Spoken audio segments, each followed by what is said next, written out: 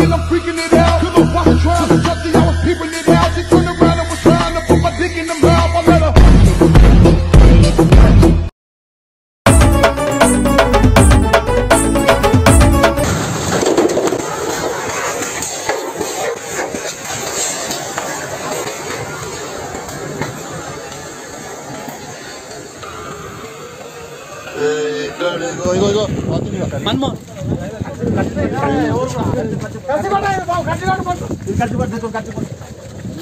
నమస్కారములు. మంత్రి రేవంత్ రెడ్డి గారు చేపడుతున్నటువంటి ప్రజా వ్యతిరేక విధానాలలో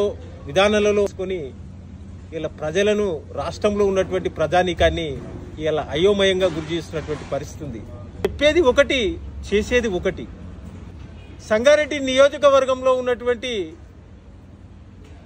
కొండాపూర్ మండలంలో హైడ్రా కూల్చింది అని ఒక పక్క అంటున్నారు.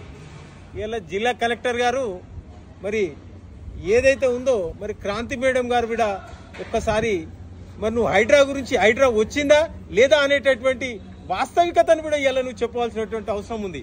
ఇవాళ నువ్వు పేరు తెచ్చుకుంటున్నావు అని ఇవాళ ప్రచారం జరుగుతుంది కదమ్మా. ఇవాళ నిజంగా మరి నీ యంత్రాంగం సంబంధించినటువంటి పోలీసు ఇవాళ దెబ్బ తగిలింది. హైడ్రా కమిషనర్ రంగనాథ్ గారు ఇస్తున్నటువంటి సూచనల మేరకు వ్యక్తికి చెందినటువంటి ఆ బిల్డింగ్ ఏదైతే ఉందో ఆయనకు ఎటువంటి ఇన్ఫర్మేషన్ లేకుండా ఈ రోజు బాంబ్ బ్లాస్ట్ చేసి పేల్చడం జరిగింది.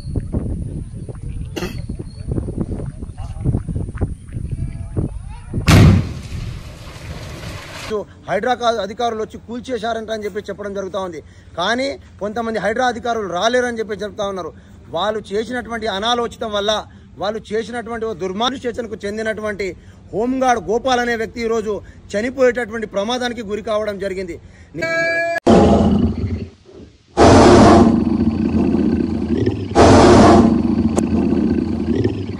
నమస్కారములు.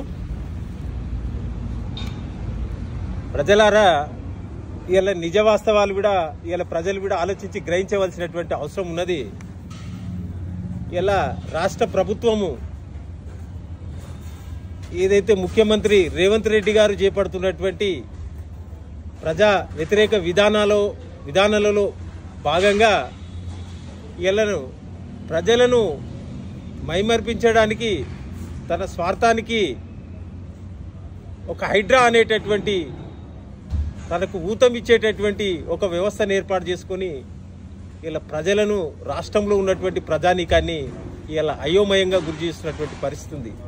మిత్రులారా, ఇలా మేధావులు కానీ ఇలా ప్రజాస్వామికవాదులు కానీ ఆలోచించేటటువంటి వాళ్ళు కానీ ఈ హైడ్రా గురించి పూర్తిగా వ్యతిరేకిస్తున్నటువంటి పరిస్థితి ఉంది.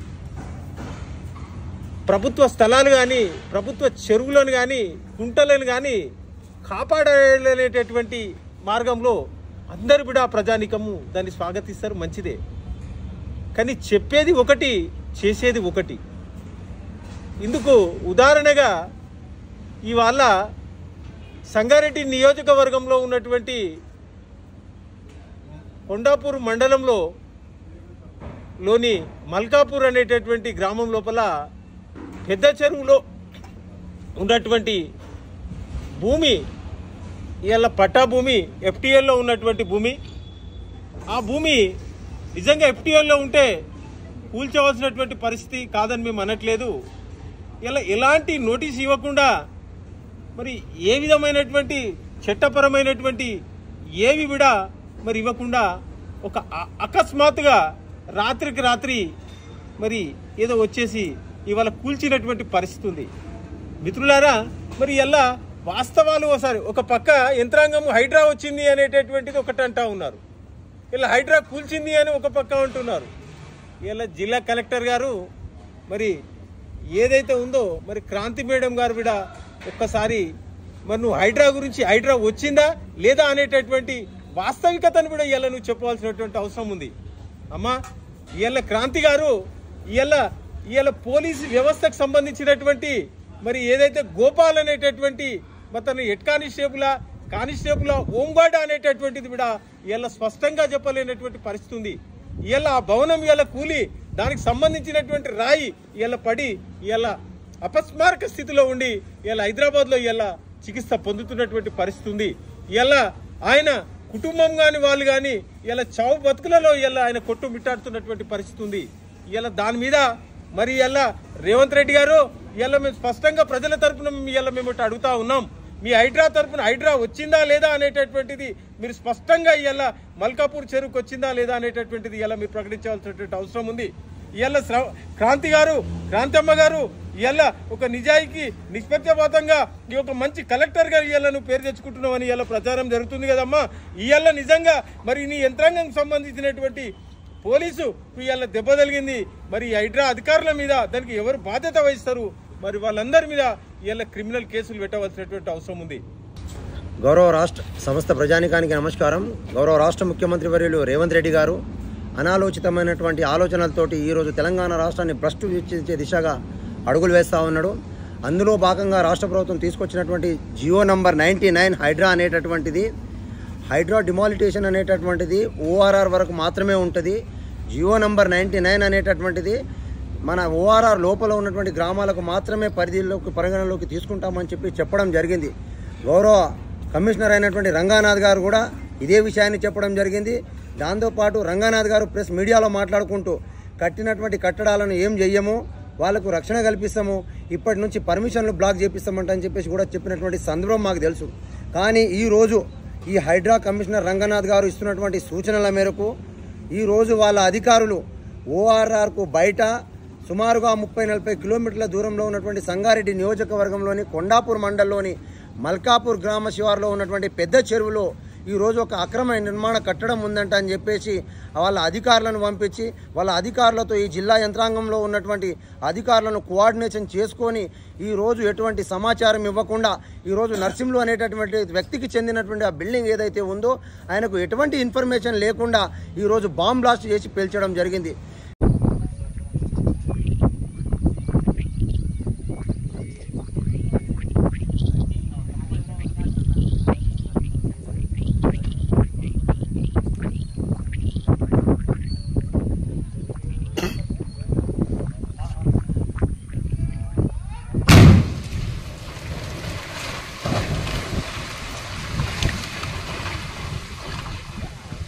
నిజంగా హైడ్రా అధికారులు ఈరోజు బయట మనం తెలుసుకున్నట్లయితే కొన్ని మీడియాలలో ఈరోజు హైడ్రా అధికారులు వచ్చి కూల్చేశారంట అని చెప్పడం జరుగుతూ ఉంది.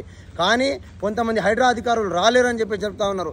వాళ్ళు చేసినటువంటి అనాలోచితం వల్ల, వాళ్ళు చేసినటువంటి దుర్మార్గమైనటువంటి పని వల్ల ఈరోజు ప్రభుత్వానికి సంబంధించినటువంటి ఇంద్రకరణ్ పోలీస్ స్టేషన్కు చెందినటువంటి హోంగార్డ్ గోపాల్ అనే వ్యక్తి ఈరోజు చనిపోయేటటువంటి ప్రమాదానికి గురి కావడం జరిగింది.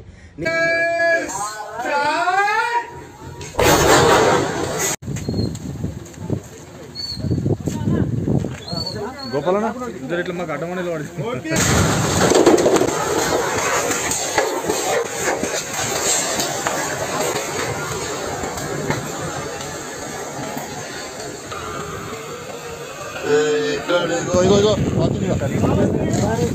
అబ్బా కాకింది అయిపోయింది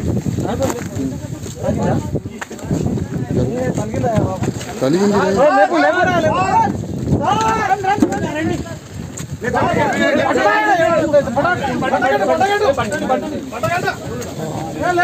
ముందరి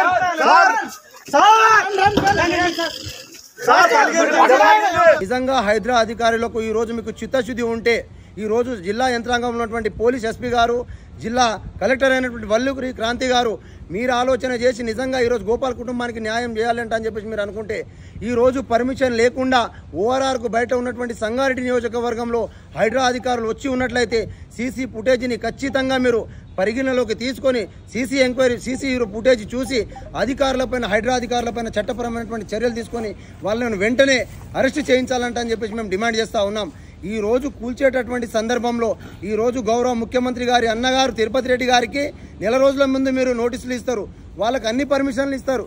కానీ ఒక అమాయకులైనటువంటి వాళ్ళను ఈరోజు ఎటువంటి నోటీసులు ఇవ్వకుండా ఎటువంటి చింతశుద్ధి చేయకుండా ముందస్తు ప్రణాళికలు లేకుండా రాత్రి 10 గంటలకు నోటీస్ ఇచ్చి పొద్దున 5 గంటలకు కూల్చేస్తున్నటువంటి సందర్భం. రేవంత్ రెడ్డి గారు మీరు అనాలోచితమైనటువంటి ఆలోచనలతో ముందుకెళ్తా ఉన్నారు. ఖచ్చితంగా ప్రజాక్షేత్రంలో మీరు దీన్ని ఎదుర్కోవాల్సి ఉంటుంది.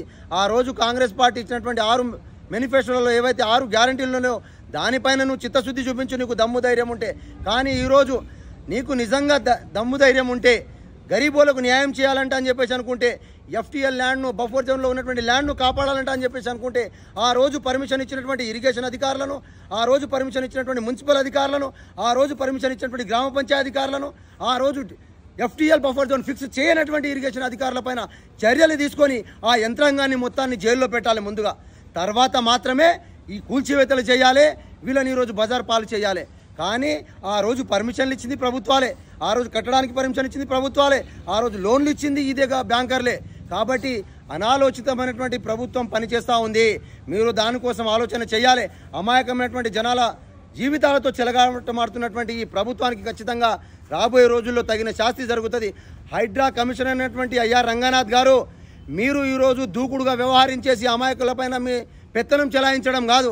నిజంగా నువ్వు న్యాయం చేయాలంట అని చెప్పేసి అనుకుంటే ఈరోజు అన్యాయానికి పాల్పడుతున్నటువంటి గరీబోళ్ళు ఎవరైతే ఉన్నారో వాళ్లకు ఈరోజు న్యాయం చేయించి ఈ రాష్ట్ర ప్రభుత్వం పైన ఒత్తిడి తెచ్చి పర్మిషన్ ఇచ్చినటువంటి అధికారులపైన, ఆ రోజు వెంచర్ చేసినటువంటి రియల్టర్ల పైన చర్యలు తీసుకొని వాళ్ళతోని రియల్ ఎస్టేట్ చేసుకొని ప్లాట్లు అమ్ముకొని ఇండ్లు అమ్ముకొని కోట్లు సంపాదించిన వాళ్ళపైన మీరు ఎటువంటి చర్యలు తీసుకోకుండా అమాయకత్వంతో లోన్లతో ఇల్లు తీసుకున్నటువంటి వాళ్ళపైన ఈరోజు చర్యలు తీసుకోవద్దు.